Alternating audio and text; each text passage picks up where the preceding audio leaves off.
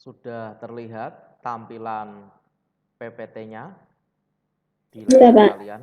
Sudah, Pak. Oke.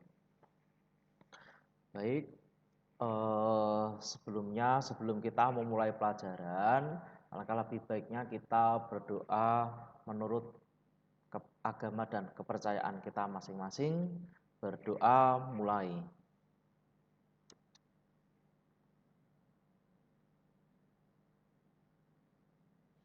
Selesai. Terima kasih sebelumnya telah hadir di kelas tema 7 ya. Pada pagi hari ini kita akan belajar mengenai PPKN tema 7 sub tema 2 pemimpin idolaku. Nah, pertama-tama, apakah kamu memiliki seorang pemimpin idola? Kemudian siapa pemimpin idolamu? Apa yang telah diperbuatnya sehingga ia dijadikan pemimpin idolamu? Coba Pak Beni ingin tanya pada Jihan. Apakah Jihan memiliki pemimpin idola? Iya. Siapakah dia? Idola Soekarno. Soekarno. Soekarno? Kenapa?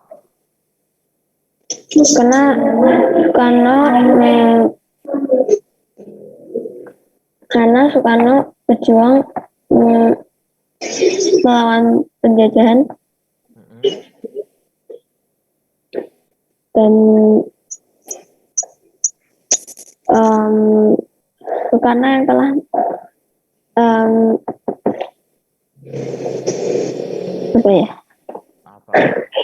apa yang kamu tahu tentang Soekarno sehingga kamu bisa mengidolakan beliau? Karena Soekarno telah memerdekakan Indonesia, bahwa Indonesia sekarang sudah merdeka. Oke, terima kasih. Sekarang Pak Beni ingin bertanya kepada Itok. Nah, Itok, punya enggak satu atau mungkin ada beberapa tokoh pemimpin yang diidolakan? Ada, Pak. Siapa itu? Jenderal Sudirman. Jenderal Sudirman. Kenapa kok kamu mengidolakan seorang tokoh Jenderal Sudirman? Karena gigih dan berani. Oke, betul. Kamu tahu nggak Jenderal Sudirman dulu itu bergerilya di mana? Gerilya itu apa, Pak? Gimana? Gerilya itu apa? Bergerilya itu berperang atau melawan penjajah. Lupa itu, Pak. Lupa. Gambarnya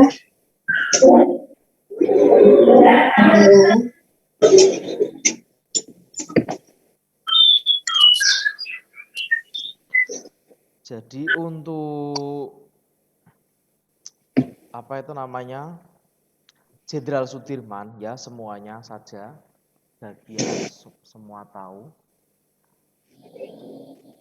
Jenderal Sudirman itu bergerilya itu berperang melawan penjajah demi mempertahankan kemerdekaan Indonesia saat masih ada penjajah di tanah air ketika zaman dulu.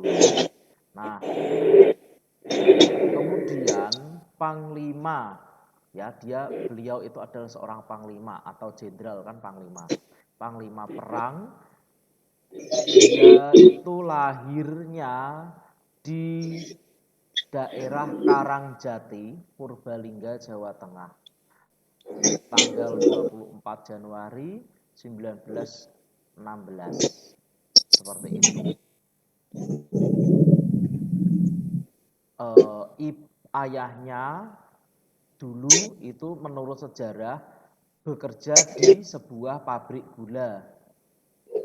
Kemudian sedangkan ibunya itu adalah masih keturunan Wedono. Wedono itu anggota keraton dari Rembang gitu.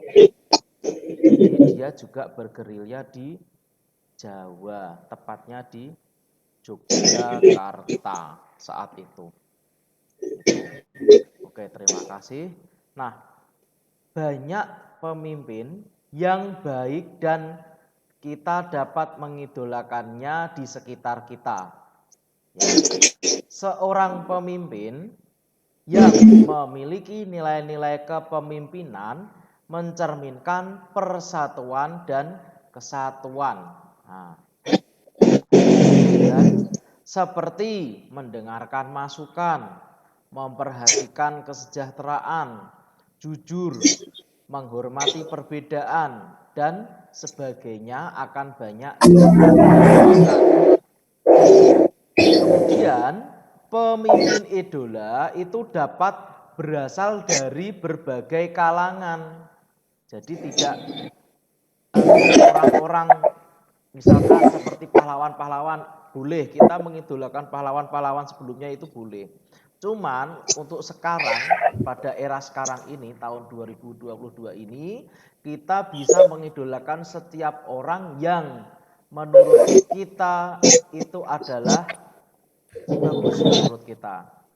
Jadi, Pak Beni, ya, PT-nya nggak gerak lagi. Iya Pak, nggak gerak. Sebentar.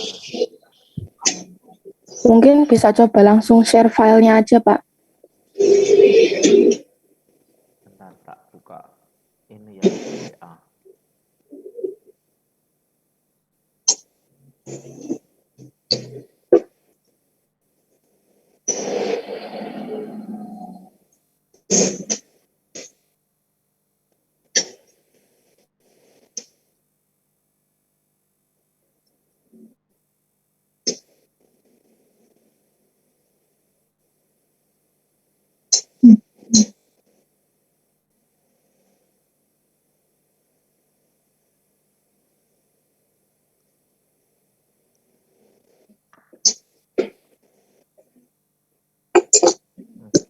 Kok nggak bisa, kenapa ini?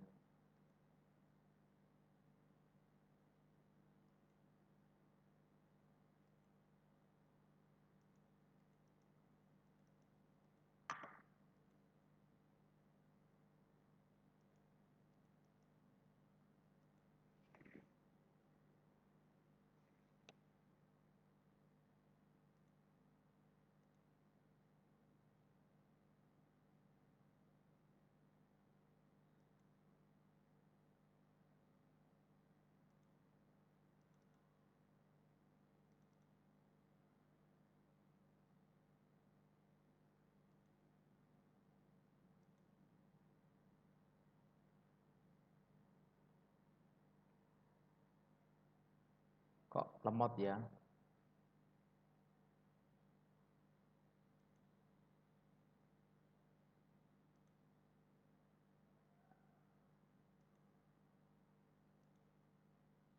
Halo, dengar suara? Oh ya udah.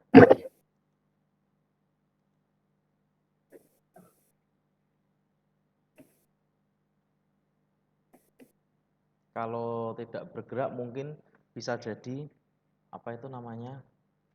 Sinyal.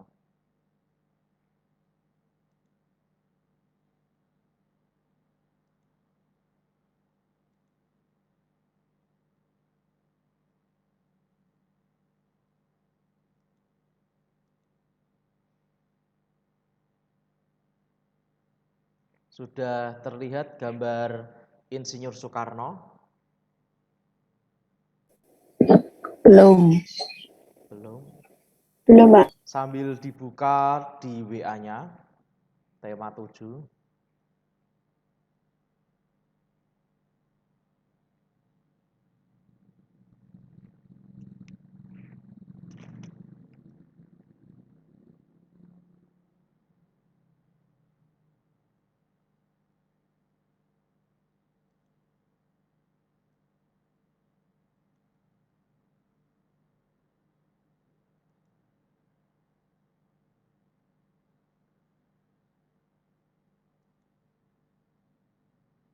Di layar PPT nggak terlihat.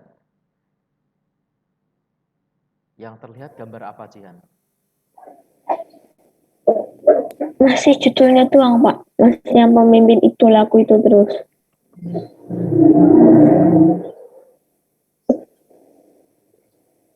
Udah Pak, udah tadi udah malah dimatiin. Oh.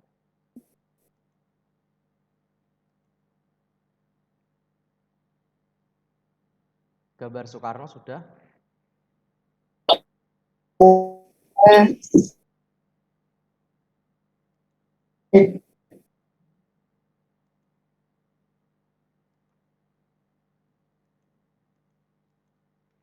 Sudah terlihat? Sudah. Oke, kita lanjutkan. Sampai di mana tadi? Oh iya, sampai kembali lagi tak ulangi. Jadi seorang pemimpin, kita mengidolakan seorang pemimpin itu tidak harus memilih atau kita tidak harus memilih dari apakah dia dari kalangan bangsawan, dia kalangan dari pejabat atau rakyat biasa. Kita bisa mengidolakan siapapun dan dimanapun. Contoh, kita bisa mengidolakan misalkan petugas kebersihan ya yang ada di pinggiran jalan itu ketika pagi dan siang hari ketika menyapu. Itu juga bisa dijadikan seorang idola. Kenapa? Karena berkat atau tanpa jasa mereka, kota kita, lingkungan kita tidak akan menjadi bersih. Nah, itu yang patut kita contoh. Kebersihan adalah sebagian dari iman, kan gitu. Jadi kita bisa mengidolakan siapa saja yang ada di sekitar kita, yang kita anggap baik, yang membawa dampak positif kepada kita. Kemudian, nah yang namanya idola, kita mengidolakan seseorang itu kan harus memperhatikan beberapa poin, ya, yaitu jujur, bisa menghormati perbedaan, kemudian apa? Memperhatikan kesejahteraan dan lain sebagainya. Dan akan banyak yang semakin diidolakan. Jadi pemimpin idola itu dapat berasal dari berbagai kalangan. Pemimpin idola yang sesungguhnya di zaman sekarang ini memang sangat sulit kita temukan. Nah, walaupun secara kuantitas itu secara angka, jumlah, itu banyak yang mengakui terutama di forum debat pencalonan. Kalau kita ada pencalonan misalkan pencalonan presiden, pencalonan bupati, wali kota, pasti kan tentunya kita juga mempunyai kriteria tersendiri ya. Kamu mengidolakan beliau itu dari segi mana? Kita lihat dari sudut yang mana. Kemudian secara kualitas itu secara kinerjanya. Kalau kuantitas itu kan jumlah, kualitas itu dia bagaimana performanya. Yaitu yang ada kesesuaian antara ucapan atau janji dan realisasinya. Sedikit yang mengamalkan. Jadi pemimpin idola ialah pemimpin yang menerapkan sinkronisasi antara perkataan dan perbuatan. Sinkron itu ya, kurang R. Pemimpin yang bisa menerapkan sinkronisasi. Sinkronisasi itu apa? Bisa menyetarakan antara perkataan dan perbuatan. Seperti contoh, saya ingin naik kelas. Kamu secara perkataan seperti itu. Kemudian perbuatanmu apa? Berarti kamu harus belajar. Kalau kamu saya ingin naik kelas atau saya ingin lulus sekolah, ujian. Tapi kamu tidak berbuat apa-apa, berarti percuma saja. Gitu, nggak ada tindakannya ya tidak akan terjadi. Gitu. Dari sini bisa dipahami ya mengenai nilai-nilai kepemimpinan. Kemudian sebelum kita melangkah lebih jauh lagi untuk materi ini, mari kita baca bersama-sama berjudul Pamanku, Lurah Idola. Ini cerita tentang pamanku, Badi namanya. Ia seorang lurah di desanya. Warga biasanya memanggilnya dengan sebutan Pak Lurah. Tetapi aku tahu mereka mengenal dekat, hormat, serta sayang kepada beliau. Jadi paragraf 1 ini adalah Pak Lurah yang bernama Pak Badi. Pak Beni, Ya, maaf itu PPT-nya nggak jalan lagi Pak. Masih karena yang memiliki nilai-nilai itu Pak. gimana ini berarti? Kalau gini Nah, kelihatan. sudah Pak, sudah. Oke. Terus Pak. Walaupun menjabat sebagai lurah, pamanku hidup sederhana. Gaji dan fasilitas yang diperolehnya tidak digunakan untuk kepentingan pribadinya. Rumahnya tetap mungil sederhana, hanya berlantai semen. Untuk apa rumah mewah berlantai keramik? Yang penting bersih dan nyaman saja.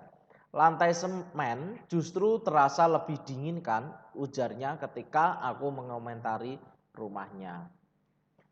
Ternyata dari cerita Bibi aku tahu, paman menyisihkan gajinya justru untuk meningkatkan kesejahteraan warganya. Dibangunnya balai belajar sederhana untuk tempat warga belajar membaca. Paman ingin warganya maju. Ia ingin warganya melek informasi, jadi bisa mengoperasikan komputer. Membaca merupakan salah satu cara untuk membuka pintu informasi. Bergantian dengan Bibi, di sore hari, paman mengajar membaca di balai belajar. Ia sabar dan penuh canda, sehingga warga tak sungkan belajar dengannya. Kadang warga seperti lupa bahwa sang guru adalah lurah, pejabat pemerintahan desa. Paman sedikit demi sedikit juga menyediakan berbagai buku di balai belajar.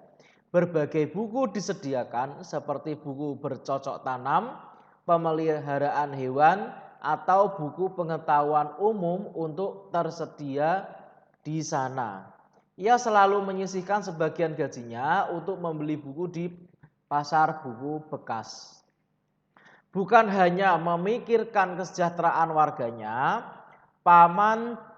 pamanku juga selalu bermusyawarah dengan warga sebelum menentukan kebijakan. Aku ingat, pernah sekali waktu kelompok investor datang menemui paman, mereka ingin membangun toko swalayan di desa. Sebagai lurah, paman dapat saja langsung menyetujui, tetapi paman justru mengumpulkan warga untuk berdiskusi. Dikemukakannya dampak positif dan negatif jika ada toko swalayan di desa mereka. Sebagian besar warga tidak setuju karena khawatir akan mengalahkan usaha kecil warga. Warung dan pasar tradisional akan tersaingi. Tanpa ragu, paman menolak rencana pembangunan toko swalayan tersebut. Aku yakin banyak warga yang ingin dipimpin oleh lurah seperti Pak Badi, pamanku. Seorang pemimpin yang memilih untuk tidak menjulang tinggi di tengah kesederhanaan warganya. Seorang pemimpin yang memilih untuk berjuang maju bersama warganya. Nah, itu kisah Pak Badi, seorang lurah. Kemudian slide selanjutnya, nilai-nilai dalam sila ketiga Pancasila. Ayo, siap kuis lagi. Bunyi sila ketiga. Ya, Jian. Gani dulu Pak, Ati Gani udah tunjuk jari dulu Pak. Siapa? Gani. Gani. Oh iya, Gani. Persatuan Indonesia. Persatuan Indonesia. Kemudian logonya apa simbol? Pohon beringin. Pohon beringin. Oke, gambarnya ini bukan pohon keramat ya yang kayak di Instagram itu. Ini namanya pohon beringin. Pak, maaf, PPT-nya nggak jalan lagi, Pak. Kenapa bisa begitu ya? Nah, sudah Pak, sudah kelihatan. Sudah ya? Sudah. Oke. Kemudian yang ketiga, sanggup dan rela berkorban untuk kepentingan bangsa dan negara apabila diperlukan. Itu adalah nilai yang terkandung dalam sila ketiga Pancasila. Sally gimana? Ada yang ditanyakan? Tidak ada? Kirain pertanyaan. Enggak. Nanti pertanyaan masih banyak, jangan khawatir. Yang keempat, mengembangkan persatuan Indonesia atas dasar Bhinneka Tunggal Ika. Tunggal itu satu, Bhinneka itu bermacam-macam. Jadi meskipun berbeda-beda tetapi satu jua. Itu adalah makna dari Bhinneka Tunggal Ika. Itu dasar mengembangkan persatuan Indonesia yang terkandung dalam nilai-nilai sila ketiga. Kemudian yang kelima, memajukan persatuan dan kesatuan bangsa. Jadi gambar pohon beringin, kalau kalian amati pohon beringin ini kan gambarnya batangnya besar, ya. Pak, Daunnya PPT-nya nggak jalan. Coba dipencetnya. PPT-nya malah kebuka semuanya. sudah. Belum. Belum. Digedein, Pak. Itu kelihatan Gedein, Pak, banyak. ya, pinter. Nah, udah. Nah, kembali lagi. Kita lihat simbol sila ketiga Pancasila. Batangnya besar, daunnya juga lebat. Nah, hal ini mencerminkan pohon beringin itu kan kuat, tidak mudah untuk dirobohkan. Nah, itu kenapa simbol yang dipakai sila ketiga adalah pohon beringin. Nah, tujuannya apa? Untuk mempersatu. Pohon beringin itu kan banyak batang-batang yang menggabung jadi satu lah. Maksudnya seperti itu, menjadi satu kesatuan bangsa. Seperti halnya sebuah lidi, ya. Lidi kalau satu kan kamu patahkan mudah patah. Tapi kalau lidinya lebih dari satu, misalkan kurang lebih ada 30 batang atau 150 batang lidi, itu pasti susah untuk dipatahkan. Nah, itu adalah sebuah contoh secara langsung saja mengenai persatuan dan kesatuan bangsa. Kemudian contoh sikap yang mencerminkan pengamalan sila ketiga Pancasila di sekolah. Satu, di sekolah loh ya. Sila ketiga, rela berkorban demi kepentingan bersama dan sekolah. Nah, yang harus Pak Beni tekankan di sini, misal ketika ada ulangan, ketika ada ujian, bukan berarti kalian mengorbankan dicontekin teman-teman kalian, enggak. Jadi saya lebih baik dicontek untuk teman-temanku supaya kita naik kelas bersama atau lulus bersama. Tidak seperti itu. Jadi pada poin nomor 1 ini jangan sampai salah tangkap. Rela berkorban demi kepentingan bersama dan sekolah. Misal ada teman 1 atau 2, 3 teman kalian di kelas itu mengalami lamban belajar. Dalam arti dia tidak bisa, misalkan matematikanya rendah atau PPKN-nya dia nggak begitu paham. Nah, karena kamu sebagai siswa yang pintar, yang pandai, atau yang mampu, jadi kalian bisa mengajari teman kalian yang tidak mampu itu. Nah, itu tujuannya apa? Kepentingan bersama untuk bisa lulus. Bukan berarti kamu langsung mengerjakan tugasnya enggak, tapi dibantu. Gitu. Yang kedua, mengedepankan sikap cinta tanah air dengan giat belajar dan mengikuti pelajaran dengan sungguh-sungguh. Nah, seperti ini kalau kalian belajar nyimak pelajaran ini sampai habis, kemudian Pak Beni tanya, kalian bisa langsung menjawabnya dengan cepat, singkat, dan jelas, itu artinya kalian sudah mencerminkan sikap cinta tanah air. Yang ketiga, tidak membeda-bedakan saat bergaul di sekolah. Gitu. Jadi jangan membedakan, oh dia anaknya ini, dia orangnya seperti ini. Tidak. Jangan membeda-bedakan. Tidak boleh mendiskriminasi seperti materi yang kemarin. Yang keempat, mau mempelajari budaya sendiri dan kebudayaan daerah teman yang berbeda. Itu misal Aiko asli Semarang, kemudian Fleisia kan orang Jakarta, otomatis ketika Fleisia pertama kali masuk ke Semarang kan enggak begitu mahir dalam berkata-kata atau ngomong pakai bahasa Jawa.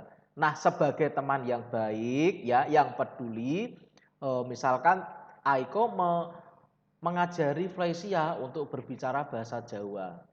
Karena di sini kita kan bahasa ibu kita selain bahasa Indonesia ya, bahasa pertama kita Indonesia kan juga pakai bahasa Jawa. Nah, itu adalah salah satu contoh sikap peduli. Nah, mempelajari budaya. Jadi kalau di budaya kita misalkan Jawa ada tari gambyong, ada tari merak. Nah, sedangkan yang Felicia juga bisa menceritakan, oh kalau di Jakarta ini ada ondel-ondel, ada tari ini, dan macam-macam. Jadi saling memperkenalkan. Bukan kalian boleh memperkenalkan kebudayaan negara lain. Seperti untuk saat ini kan banyak sekali ya, anak-anak perempuan itu menyukai seperti Korea, Jepang, entah itu dari segi anime atau film. Nah, boleh saja, tetapi jangan lupa akan kebudayaan sendiri. Kenapa? Kalau kalian tidak memperkenalkan ke negara luar, misalkan kalian punya teman orang Jepang, orang Korea, kalian harus bangga, kalian bisa mendeskripsikan, bisa memperkenalkan kebudayaan kita kepada orang lain. Seperti itu supaya negara kita lebih luas jangkauannya. Kemudian yang kelima, gotong royong membersihkan kelas dan lingkungan sekolah. Meskipun di sekolah kita sudah ada petugas kebersihan, jadi tolong anak-anak ketika kelak masuk tatap muka, jangan pernah meninggalkan satu sampah di dalam kelas maupun di laci maupun di mana. Ketika kamu tahu ada kertas yang tidak terpakai di depanmu, ada bungkus makanan yang terjatuh, ya jangan dicuekin, diambil terus dimasukkan ke tempat sampah. Itu contoh gotong royong, jadi saling bantu membantu. Kamu juga meringankan tugas petugas kebersihan. Gitu. Tanpa mereka, tanpa jasa mereka, kalian di kelas tidak akan bisa belajar dengan nyaman. Kan gitu. Belajar yang nyaman kan jika kelas bersih. Selanjutnya, pemimpin yang baik akan memperhatikan seluruh anggota yang dipimpinnya. Jadi pemimpin yang baik juga akan selalu mengajak anggotanya berbuat baik. Seperti contoh, ketua kelas kalian. Gimana Jihan? Enggak ada? Kepencet, Pak. Oke, kembali lagi misalkan di kelas kalian, ketua kelas kalian, ya ini contohnya. Ketua kelas kalian datang terlambat.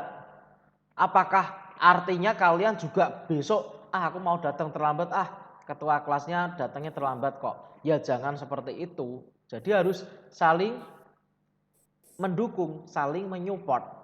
Jadi kalau ada yang terlambat, kalian kalau bisa itu datang lebih pagi. Datang lebih pagi, lebih awal bukan berarti kalian sampai di sekolah terus makan atau mainan, tidak, tapi kalian mempersiapkan pelajaran yang nanti akan dibahas, dibaca, diulas terlebih dahulu, nanti Bapak Ibu guru tinggal menjelaskan lebih rinci, lebih jelas. Kemudian wilayah Indonesia itu sangat luas, dari Sabang yang hijau itu, pucuk hijau, sampai Merauke, gambar Papua yang merah itu. Bangsa Indonesia adalah bangsa yang majemuk. Majemuk itu apa, Pak? Majemuk itu lebih dari satu. Jadi banyak. Itu namanya majemuk. Karena terdiri dari berbagai macam suku, bahasa, agama, adat istiadat, serta kebiasaan yang berbeda-beda. Kita tahu bahwa di Indonesia itu ada suku Bugis, suku Jawa, suku Tengger, dan suku lainnya, suku Baduy. Kemudian untuk bahasa, kita bahasa nasionalnya bahasa Indonesia, bahasa daerah kita adalah bahasa Jawa, ada yang pakai bahasa Batak, ada yang pakai bahasa Betawi, dan lain sebagainya. Agama juga begitu, pluralisme. Ada agama Islam, Katolik, Kristen, Konghucu, Buddha, dan lain sebagainya. Adat istiadat juga begitu, sama. Oh, kalau adat di Jogja dan di Solo, selalu ada upacara larung makanan. Larung apa istilahnya? Melarung hasil bumi, tujuannya untuk berterima kasih kepada Tuhan. Nah, tapi adat istiadatnya seperti itu. Ada beberapa daerah itu bermacam-macam sendiri cara mengungkapkan terima kasih kita kepada Tuhan. Kemudian kebiasaan yang berbeda-beda. Misalkan Mirza kalau pagi bangun pagi dia terus mandi. Setelah mandi berpakai pakaian seragam baru makan. Ada pula misalkan Jihan bangun tidur terus mandi, terus makan baru pakai seragam. Ada yang seperti itu. Jadi kebiasaan kita itu berbeda-beda. Nah, bagaimana kita mempertahankan persatuan dan kesatuan? Nah, itu caranya ada banyak sekali. Nah, sebelumnya mari kita baca supaya kita paham yang dimaksud untuk mempertahankan. Judulnya Kepala Sekolahku, Pemimpin Idolaku. Termenung Pak Weli memandang brosur di hadapannya. Lomba pidato anak bertema Bersatu untuk Maju. Begitu tertulis pada judul brosur, beliau berpikir keras. Ingin sekali ia mengirim Sudin untuk ikut lomba yang akan diselenggarakan di kota. Tetapi dari mana dananya? Pak Weli, kepala sekolah dasar Cemara di pelosok Kabupaten Grobogan, Jawa Tengah. Beliau lahir di Labuha, Maluku Utara. Setelah lulus pendidikan guru, ia pergi merantau ke tanah Jawa untuk mempraktikkan ilmunya. Di sekolah ini muridnya juga berasal dari berbagai daerah. Nah, ini sama dengan teman-temanmu. Ada yang dari Jogja, ada yang dari Jakarta, ada yang dari Solo dan lain sebagainya, ya. Kemudian Pak Weli senang melihat interaksi antara murid-muridnya. Mereka belajar dan bermain bersama tanpa mempersoalkan asal-usul. Semua unik, baik karakter maupun kecerdasannya. Salah satu murid Pak Weli bernama Sudin. Sudin adalah penduduk asli di desa itu. Ia suka membaca, percaya diri dan komunikatif. Pak Weli ingin Sudin memperoleh pengalaman berharga melalui lomba pidato. Sambil berpikir cara memperoleh dana, Pak Weli mendaftarkan Sudin sebagai peserta lomba. Ia sendiri yang turun tangan melatih Sudin tiap usai sekolah. Semakin mendekati hari perlombaan, Pak Weli risau. Andai saja gajiku cukup untuk mendanai Sudin ke kota, pikirnya. Hingga suatu sore terlintas ide di benaknya. Di pandangannya kebun pisang di belakang sekolah. Hampir semua tanaman pisang sudah berbuah dan siap panen. Esok paginya Pak Weli membicarakan idenya dengan para guru. Mereka bermusyawarah mewujudkan ide Pak Weli. Setelah dicapai kesepakatan, Pak Weli mengerahkan guru, menjaga sekolah serta murid kelas 5 dan 6. Mereka bergotong royong memanen pisang. Kemudian di hari Senin pagi, Pak Weli mengundang pejabat setempat untuk hadir pada upacara bendera. Bapak Bupati, Pak Camat, Pak Lurah, Pak Kepala Dinas Pendidikan serta Ketua RW dan Ketua RT dimintanya datang. Apa yang direncanakan oleh Pak Weli? Rupanya Pak Weli ingin menyelenggarakan lelang pisang di sekolah. Murid kelas 5 dan 6 sudah dilatihnya untuk menjadi petugas lelang. Siapa calon pembelinya? Pembelinya adalah para bapak dan ibu pejabat daerah yang hari itu diundang datang ke sekolah. Sebelum lelang dimulai, Pak Weli menyampaikan bahwa uang yang diperoleh dari hasil lelang pada hari itu akan digunakan untuk mengirim Sudin mengikuti lomba pidato di kota. Para pejabat yang hadir merasa kagum dan terharu menyaksikan usaha Pak Weli. Sang kepala sekolah dari Timur Negeri, tekad dan usahanya mendukung kemajuan muridnya sungguh menyentuh hati. Dalam sekejap pisang-pisang habis dilelang. Dana yang terkumpul lebih dari cukup untuk memberangkatkan Sudin. Semua orang bersatu padu membantu Pak Weli mewujudkan harapannya. Didampingi Pak Seto, guru kelasnya, Sudin pun berangkat ke kota. Tak terkira bangga dan syukurnya Sudin. Tak ingin menyanyiakan kesempatan, dia berusaha tampil sebaik-baiknya.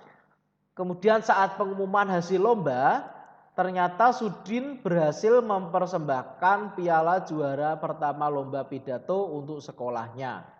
Tak sia-sia usaha Pak Weli dan teman-teman sekolah Sudin.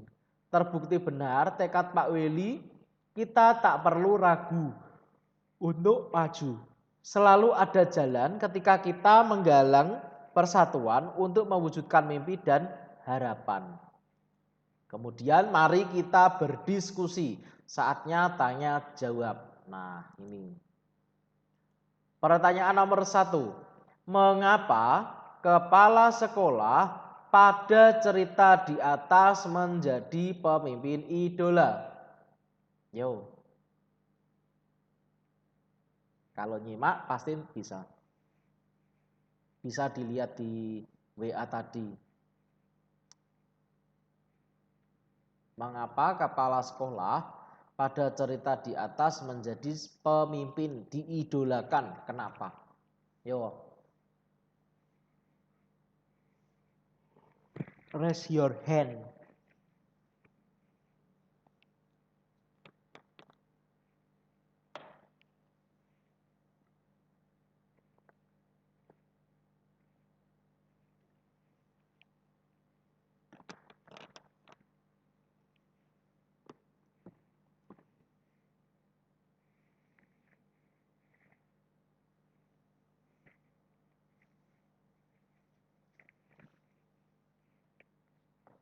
Yo, yang mau menjawab soal nomor 1, mengapa kepala sekolah pada cerita tersebut menjadi pemimpin idola?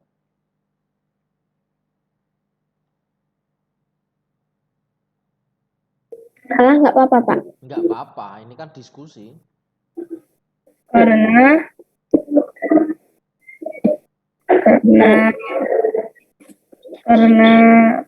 Karena sikap yang dimiliki Pak Weli, sikap kepemimpinan yang dipunyai Pak Weli.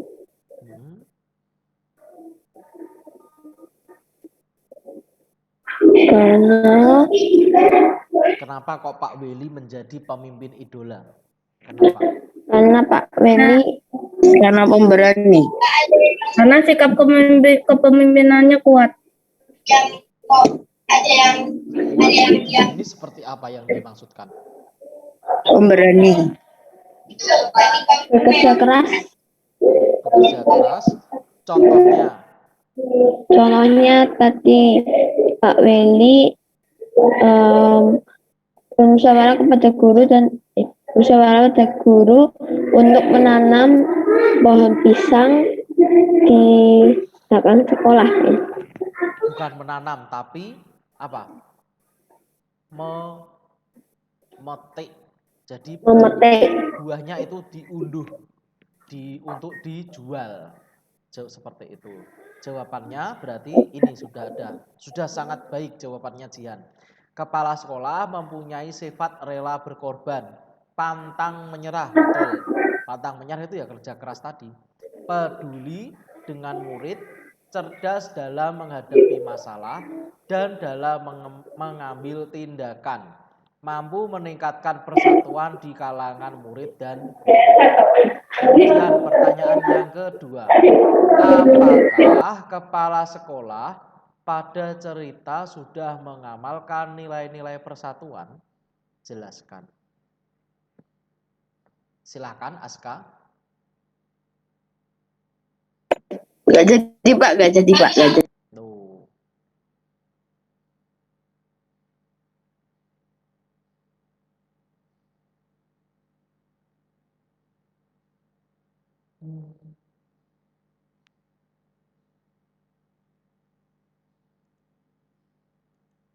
Ayo, Siva, Laksita, Dina. Sudah. Kepala sekolah bercerita. Aiko, Sudah. jelaskan.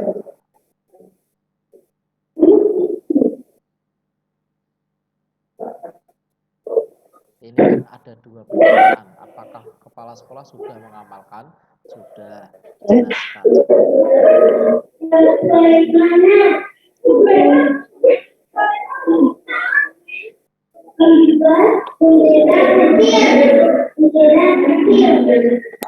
Karena menyelenggarakan itu menyelenggarakan lelang pisang. Bisa. Boleh, betul. Terus apa lagi? Pak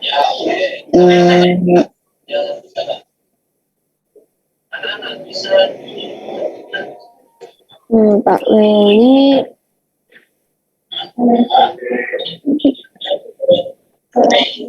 Pak Willy gimana Pak Willy? Bentar.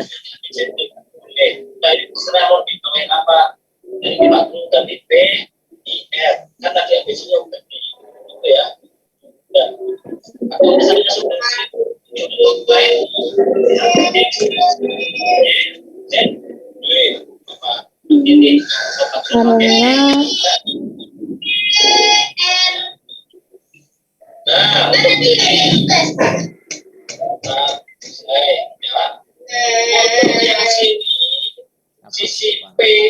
Langsung. Sudah mengamalkan nilai-nilai persatuan. Betul. Terus jelaskan. Dibuktikan dengan tidak membeda-bedakan asal-usul murid, sehingga antar murid timbul kebersamaan dan rasa persatuan. Contohnya tadi, Pak Willy itu menjual hasil kebunnya, kebun sekolah. Kemudian dia mengambil keputusan itu sebelumnya sudah disampaikan kepada para warga sekolah, baik para guru, karyawan, maupun penjaga sekolah.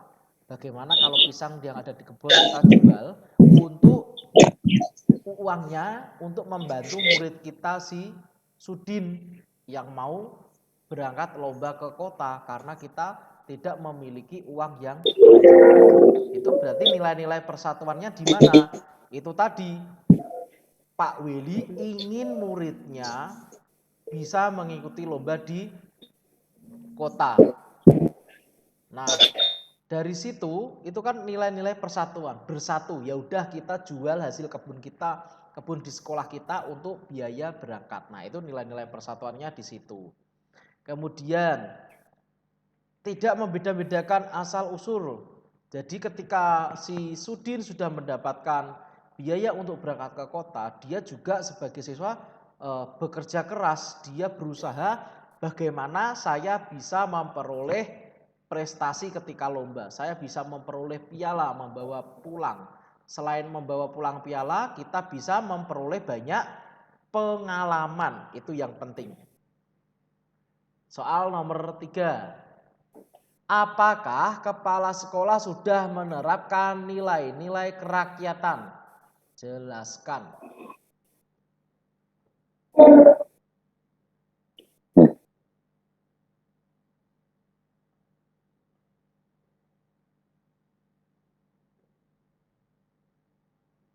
Apakah Pak Kepala sudah menerapkan nilai kerakyatan?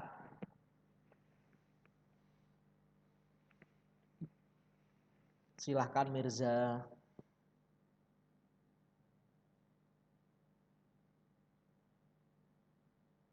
Sudah belum Pak Willy tadi menerapkan nilai kerakyatannya? Sudah. Sudah. Kemudian dibuktikan dengan apa tadi contohnya?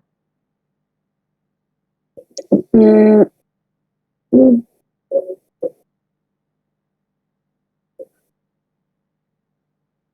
Salah Men- apa? Ini kan menjual itu lelang pisang apa itu ya? nilai kerakyatan.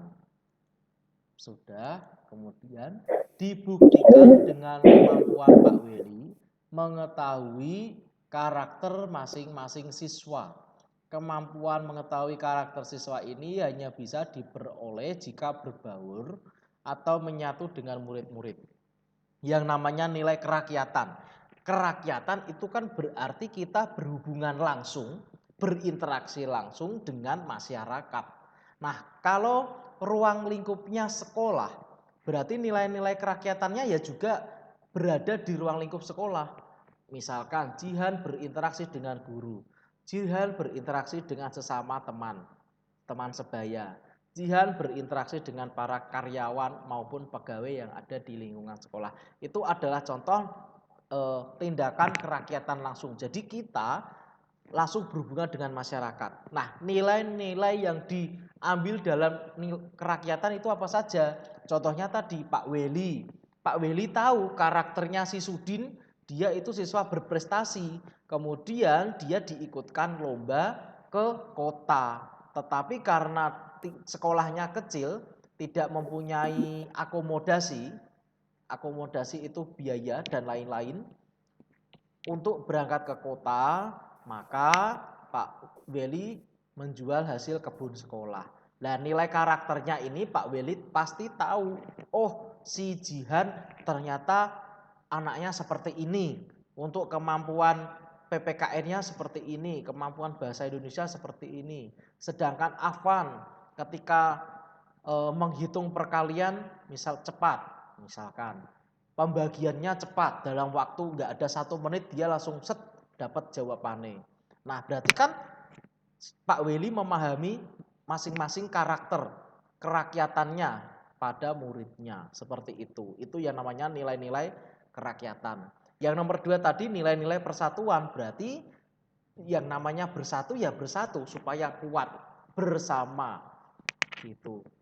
Pertanyaan yang keempat, apa alasan sekolah membantu Sudin untuk mengikuti lomba pidato? Mudah iki.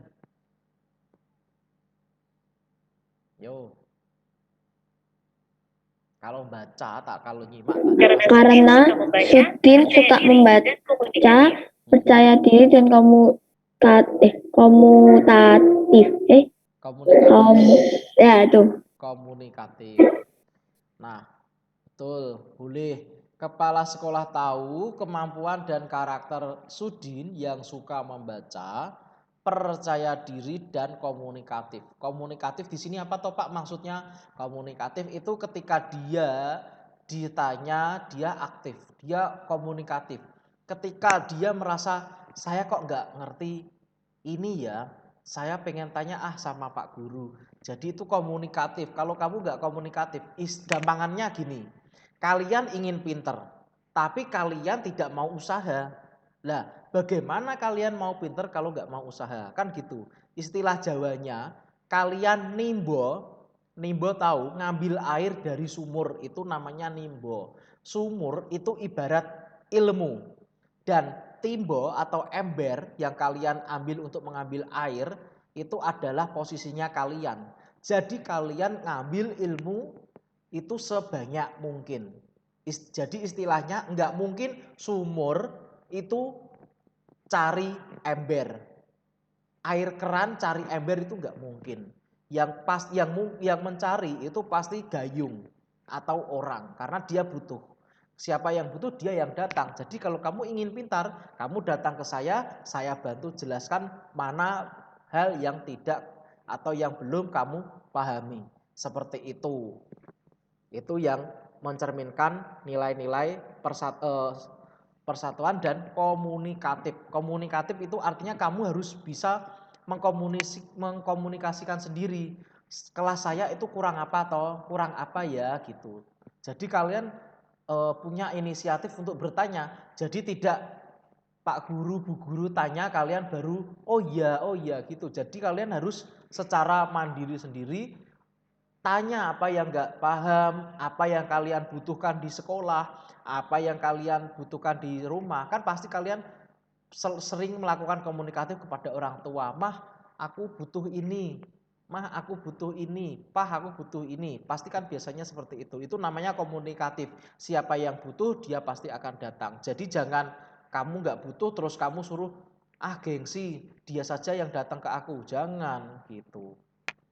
Lanjutnya, kepala sekolah juga ingin Sudin memperoleh pengalaman berharga. Jadi yang perlu diperhatikan di sini, ketika kalian dulu ya, yang saat kelas 5 atau kelas 6 mengikuti lomba.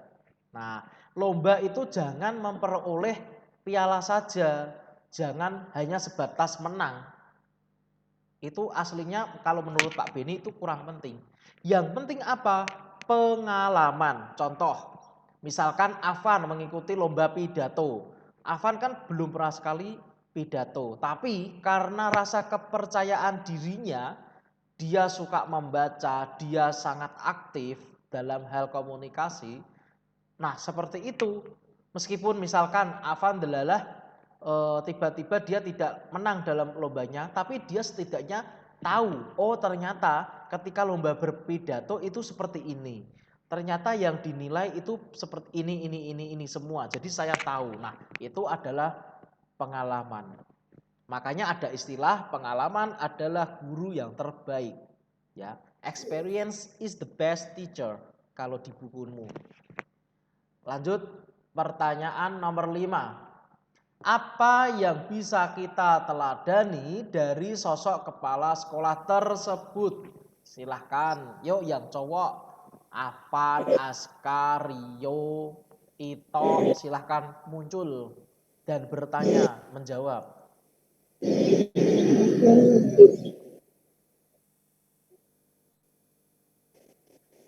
Filia, Asraf, Sally, banyak toh, Ganiyun, yang lain coba aktif. Salah enggak apa-apa, ini kan namanya judulnya saja ayo berdiskusi gitu, bukan ayo ujian. Beda, kalau ayo ujian benar salah, kalau ayo diskusi berarti kan enggak ada yang salah.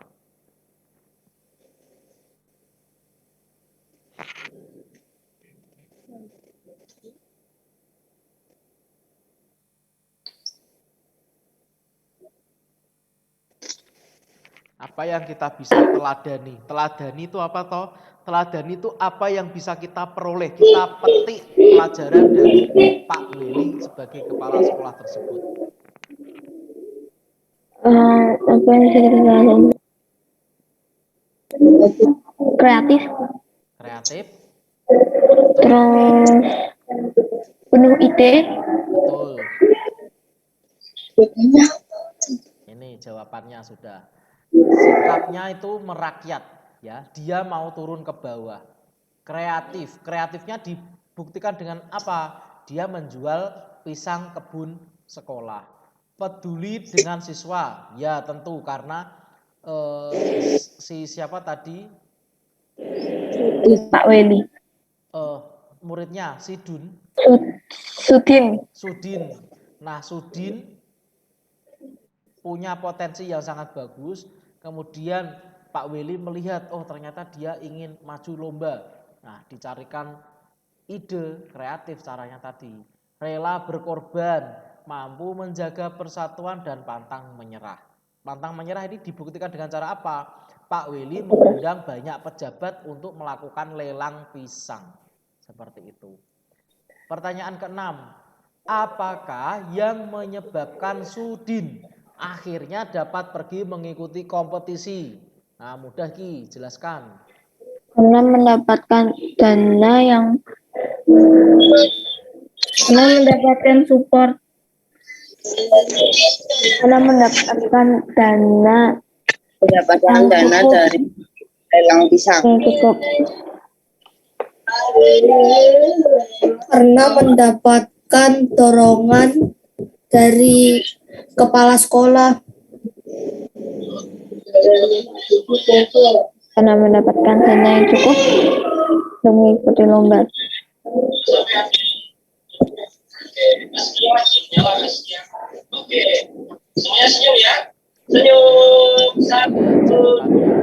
Sudi mendapatkan dana yang cukup untuk mengikuti lomba di kota.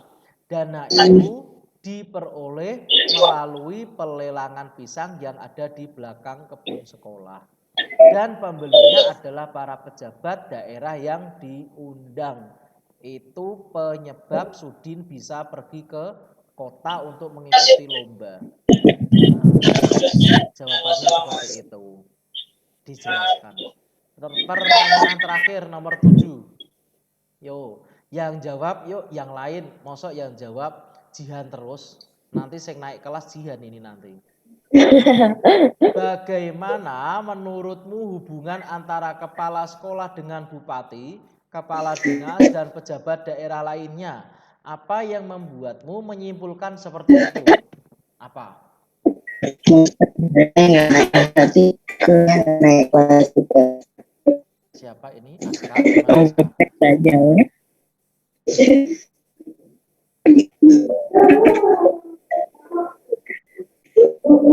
Harmonis.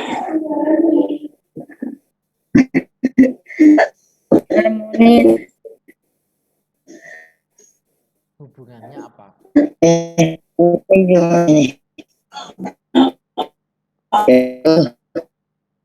Suaranya Aska terputus-putus.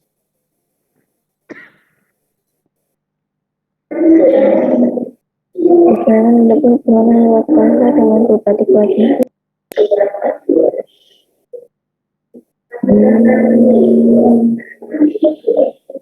Apa? Kesimpulannya apa? Hubungan antara kepala sekolah dengan para pejabat. Sangat baik. Baik, terus yang lain? Harmonis. Boleh. Yang lain? Sangat dekat. Tegas. Kita lihat hubungan yang sangat baik. Kemudian para pejabat tinggi mau menghadiri undangan kepala sekolah walaupun masing-masing memiliki kesibukan yang berbeda-beda, ya toh. Sekolahnya Pak Weli, sekolahnya Sudin itu adalah sekolah kecil yang letaknya ada di paling pelosok. Nah, untuk mencapai di sana pun juga tidak mudah. Tapi karena usaha dan kerja keras Pak Weli untuk supaya Sudin bisa berangkat lomba ke kota, maka dia mengundang para pejabat. Itu kesimpulannya di situ. Hubungannya berarti bagus, saling peduli. Gitu. Kata kuncinya di situ. Selanjutnya, sekarang nilai-nilai dalam sila 4 Pancasila. Silahkan bunyi sila keempat Pancasila.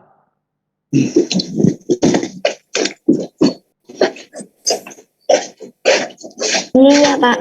Silahkan. Bunyinya. Yes. Perakyatan yang dipimpin oleh hikmat kebijaksanaan dalam permusyawaratan perwakilan. Disebutkan dengan apa? Dengan kepala banteng. Banteng. Ya. Kepala badak. Ini ya, kepala banteng. Banteng ini bukan kambing, apalagi sapi. Banteng. Banteng itu kuat. Makanya diambil logo seperti ini. Dan warnanya ini merah, berani. Kerakyatan.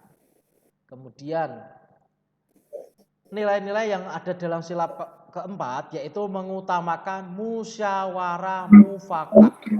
Mufakat itu perjanjian untuk menyelesaikan masalah yang menyangkut kepentingan bersama, kesepakatan.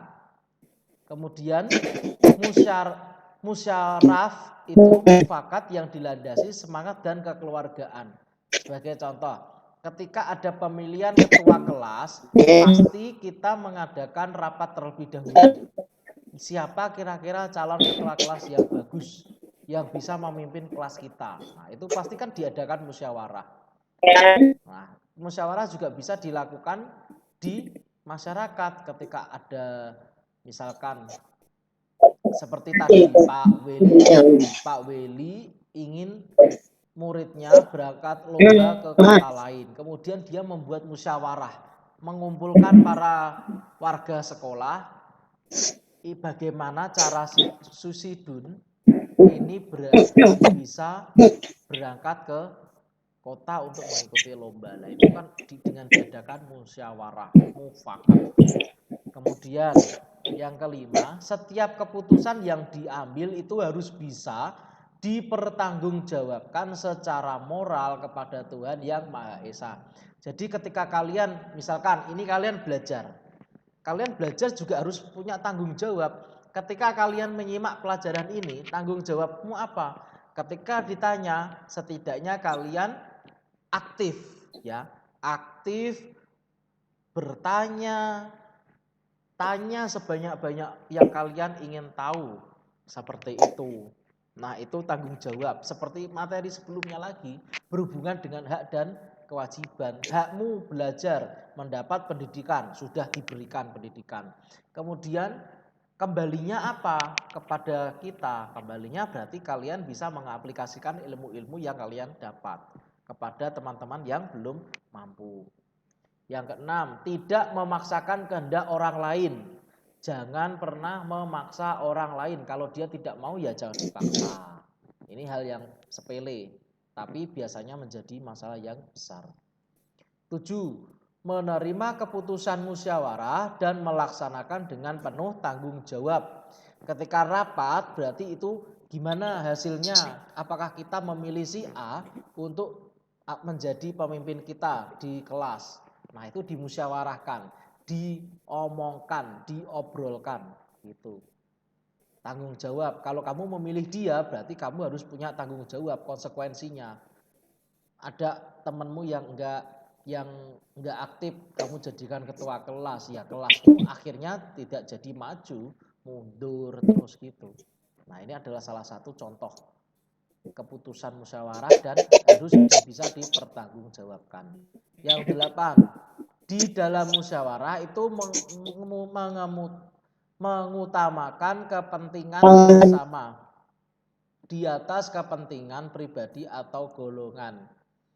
Yang namanya rapat musyawarah, ketika ada orang yang menyela, ingin menyampaikan pendapat, kalian jangan memotongnya, tapi kalian harus mendengarkannya dulu. Ketika kalian ngomong, tiba-tiba ada seseorang yang memutus pembicaraan tersebut. Sebagai warga masyarakat yang baik, kalian dengarkan dulu dia mau ngomong apa. Setelah itu, tugas kita baru menanggapi pendapat atau masukan dia. Itu. Kemudian contohnya sikap yang mencerminkan pengamalan sila keempat Pancasila di sekolah. Contohnya apa? Sikap berarti.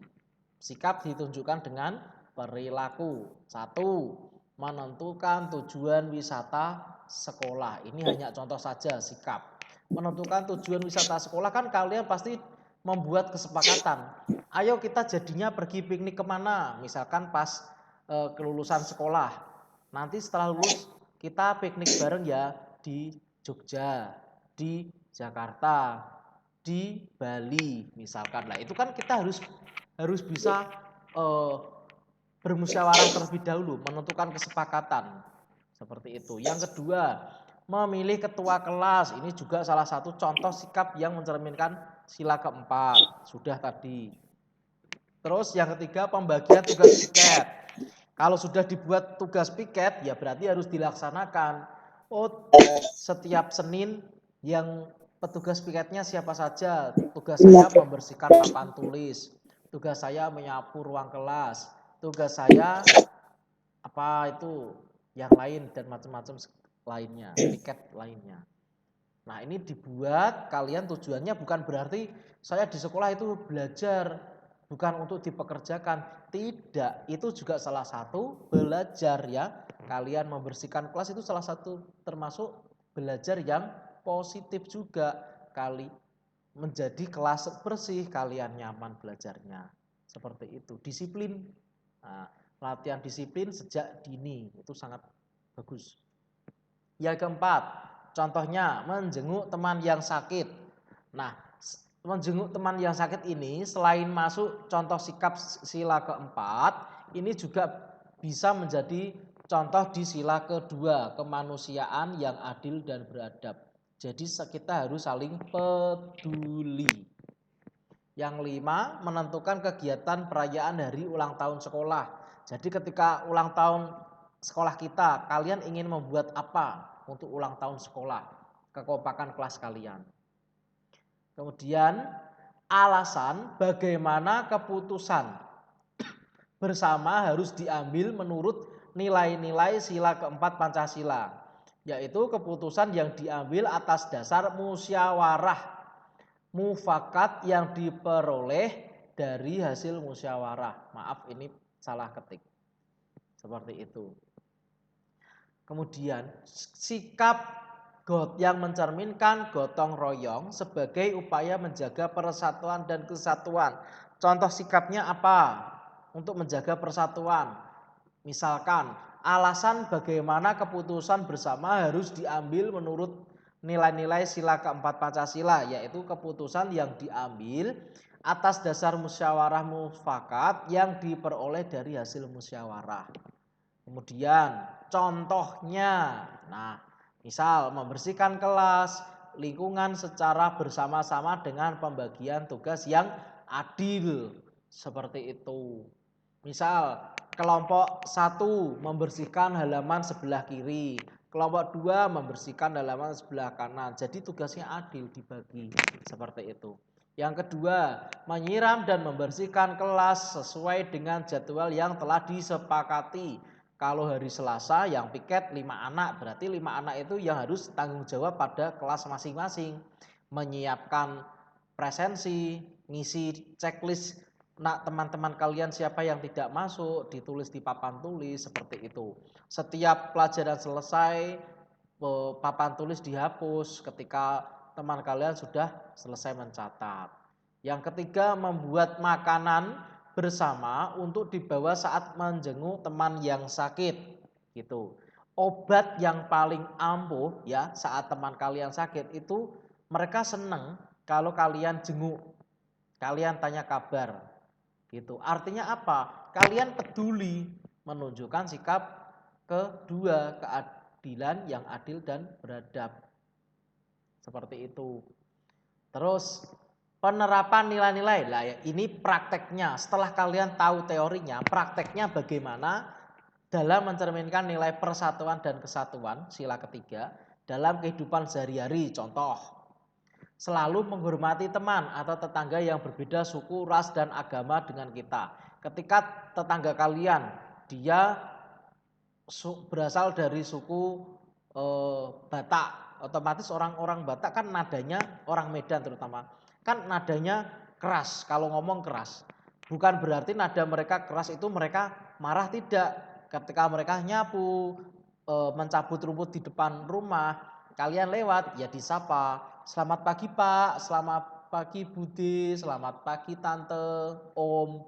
Nah itu adalah, oh jadi nanti Bapak yang kalian tanya itu tadi akan mempunyai penilaian sendiri terhadap kalian. Oh ternyata dia anaknya bagus ya, dia tahu unggah-ungguh, tahu tata krama, gitu.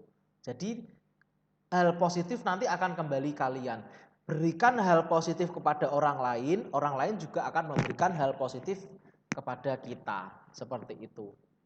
Terus selanjutnya, bersedia membantu teman yang sedang mengalami kesulitan. Tadi sudah dibahas, kesulitan dalam hal tertentu loh ya, tapi kalau kesulitan dalam hal negatif ya jangan dibantu, gitu. Yang ketiga, berteman kepada siapa saja tanpa memilih atau membeda-bedakan, jangan diskriminasi, sudah. Kemudian manfaatnya apa dalam menerapkan nilai persatuan dan kesatuan untuk diri sendiri kita, diri sendiri dulu. Manfaatnya apa ketika kalian sudah menerapkan nilai persatuan? Mempunyai banyak teman. Setelah kalian mempraktekkan, feedbacknya apa? Ya, feedback itu balikan. Kalau kalian sudah memprakteknya, pasti akan banyak teman yang suka pada kalian. Terus dihormati teman tentunya. Hati menjadi nyaman karena terhindar dari permusuhan, itu sudah pasti. Kemudian manfaat di lingkungan sekitar. Nah, setelah diri sendiri, untuk lingkungan tadi ketika tadi kita menyapa orang lain. Manfaatnya apa? Meningkatkan rasa solidaritas. Solidaritas itu apa toh Pak? Gitu. Solidaritas itu adalah rasa saling menghormati. Terjalin kebersamaan dan kekeluargaan terjalin dengan baik, itu sudah tentu. Yang ketiga, meningkatnya rasa kekeluargaan. Jadi setiap hari kita bertemu tetangga kita menyapa, seolah-olah itu sudah menjadi saudara kita. Gitu. Nah, sudah materinya sudah sampai sini, artinya kelasnya sudah selesai. Tepat sebentar lagi mau jam 10. Dari sini ada yang ingin ditanyakan? Tidak. Kalau Tidak. tidak ada, coba Pak Beni ingin tanya. Nah, gantian.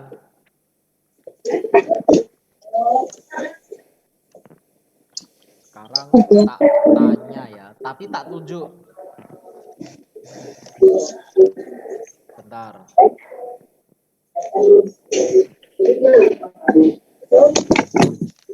Untuk mengecek kalian paham enggak tadi?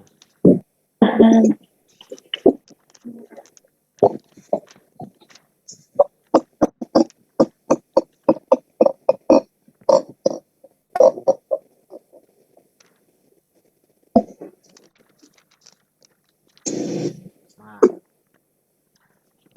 sekarang Pak Beni ingin tanya kepada, nanti dihidupkan kameranya kalau ditanya. Asraf Al Asraf Biban, dihidupkan dulu.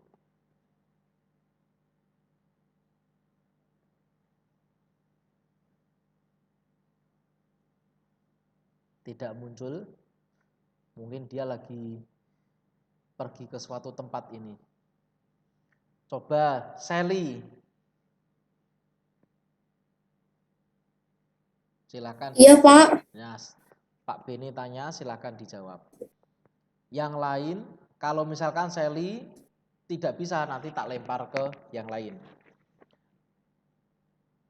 Bunyi sila ketiga Pancasila. Persatuan Indonesia. Itu gampang banget. Masih mudah ya. Kemudian lagi untuk Sally, itu baru pemanasan sel. Menjalin persatuan dan kesatuan merupakan pengamalan sila Tiga. betul. Kemudian Pak Beni ingin tanya kepada Afan Salman. Siap. Nah, bayangkan Van, di lingkungan rumahmu ada kerja bakti, membersihkan selokan, membersihkan taman dan lain sebagainya. Nah, perilaku sesuai dengan kejadian tersebut itu merupakan pengamalan atau perilaku sila Pancasila ketiga. Sekali lagi, perilaku yang sesuai dengan sila ketiga adalah Gotong royong. betul. Terima kasih. Ganti lagi, sekarang Pak Beni ingin tanya kepada Ito. Apakah Ito di tempat? Yang ditanyain yang Oscar. Tidak ada di tempat ternyata. Coba Aska. Hilang, Mbak. Aska. Nggak ada Pak, Aska nggak ada. Oke. Aska keluar. Coba Mirza. Nah, Mirza, Pak Beni mau tanya Za. Seorang pemimpin harus memiliki sifat jujur, termasuk sikap yang mengamalkan sila Pancasila.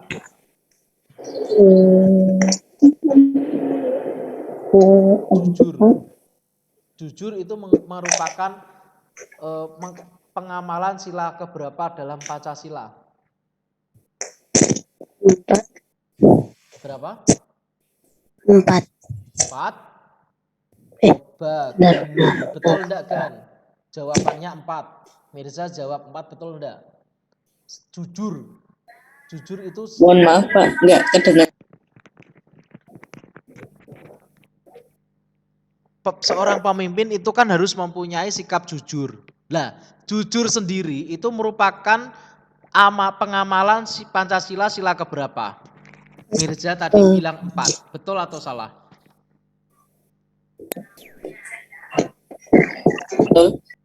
Betul. Coba Laksita ditanggapi. Pemimpin itu harus jujur. Nah, sikap jujur itu contoh pengamalan sila Pancasila sila keberapa? Ketiga. Coba Fleisia. Sila keberapa, Flay? Sila Jujur. ke berapa ya? Ayo, ini harus diuji pemahamanmu. Sikap jujur itu berapa? Sikap jujur. 5. 5 Pak. 5. 5. Sila kedua. Aiko jawab 2. Mirza, Gani jawabnya 4. Aku 5. 3. Apa jawabannya? 3. 2. Sila kedua. Di Google 2, katanya di Google 2. Katanya siapa? Katanya Google 2. Kok katanya? Sikap jujur. Kalian jujur itu hubungannya dengan siapa tahu? Dengan Tuhan. Iya, bukan Tuhan. Berarti Pancasila yang mengamalkan Pancasila berhubungan dengan Tuhan itu sila berapa? 1. Sila 1. Ketuhanan yang Maha Esa. Itu Berarti kan ini kita harus Google salah berhubungan pada Tuhan, berarti nggak boleh jujur. Ini sesat. Berarti Google-nya salah. Brandly kan Pak Beni kemarin sudah bilang. Nggak Brandly, Google. Iya, Pak Beni kemarin sudah bilang kalian ngecek di Google itu harus pintar-pintar memilih dan memilah. Tidak semua yang ada di internet itu benar. Ya Pak Beni lihat dari layar kalian. Jadi harus benar-benar memilih. Kalau jawaban di internet jawabannya kok 3, kok 2. Loh, hubungannya ini berhubungan seorang pemimpin harus jujur, berarti harus berhubungan dengan Tuhan. Nanti dipertanggungjawabkannya di sana. Gitu. Berarti belum ada yang tepat. Nah, pertanyaan terakhir, pertanyaan rebutan. Sebutkan manfaat menjalin kerjasama. Yo, silahkan Sally. Menjaga persatuan dan kesatuan. Betul. Terus 3 minimal Sel.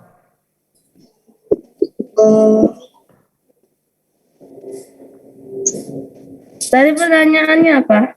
Pertanyaannya manfaat menjalin kerjasama. Langsung kamu Google mesti. Enggak. Aku cari di PDF gak ada. Ya iya nggak ada. Ini kan harus melatih pemahamanmu. Tadi pertanyaan kan gitu. Pak Beni ingin kalau kalian sudah paham, coba tak tanya kan gitu. Tapi Coba Pak tadi apa? manfaat kerjasama itu apa saja? Minimal 3 sebutkan. Tadi Sally sudah benar 1, memperkuat persatuan dan kesatuan.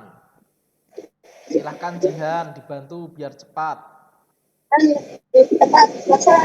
Pekerjaan mempersingkat pekerjaan lebih cepat selesai. Betul. Terus satu lagi. Mempermudah Meringankan pekerjaan. Iya sama. Meringankan Sama Menumbuhkan kekompakan dan rasa saling percaya antar manusia. Betul. Ada yang mau menambahkan? nggak jadi Pak. Menciptakan kerukunan, itu yang pertama. Yang kedua, pekerjaan cepat selesai, itu kalau menjalin kerjasama. Yang ketiga, Bisa pekerjaan yang berat berkomunikasi. menjadi ringan. Yang terakhir, memperkuat persatuan dan kesatuan. Itu saja. Sekian dari Pak Beni. Terima kasih telah bergabung kelas tema pada tema 7 muatan pelajaran PPKN pada hari ini. Pesan Pak Beni, kalian selalu belajar terus. Materi besok hari Kamis pelajarannya adalah tema dan agama sama English Day. Jadi untuk persiapan tema ya jam 8 besok kalian sebelumnya baca buku pena, boleh dari sumber manapun, Pak Beni membolehkan. Pelajari bahasa Indonesia. Ya, besok materi kita adalah bahasa Indonesia tentang teks pidato. Nanti setelah materi selesai, kita ulangan, kita kuis. Nah ini banyak sekali soalnya sudah tak siapkan. Itu ya. Dan tidak ada yang ditanyakan ya. Baik, terima kasih Pak Beni. Akhirnya dengan salam. Wassalamualaikum warahmatullahi wabarakatuh. Waalaikumsalam warahmatullahi wabarakatuh. Selamat tinggal, sampai jumpa besok.